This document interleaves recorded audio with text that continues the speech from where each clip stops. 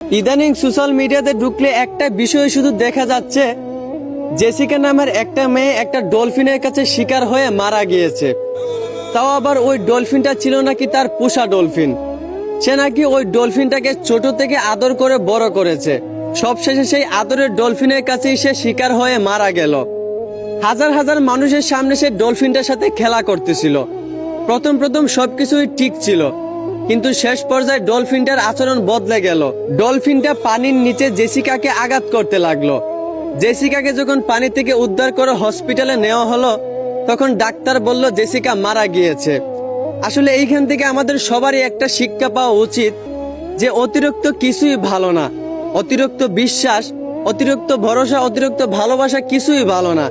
যেইখানে মানুষকেই বিশ্বাস করলে মানুষ মূল্য দিতে জানে না, সেইখানে একটা অবুঝ প্রাণীকে বিশ্বাস করা, তার মধ্যে আবার অন্ধের মতো বিশ্বাস করা, এটা বোকামি ছাড়া আর কিছুই না। আশা করি বুঝতে পারছেন। ধন্যবাদ।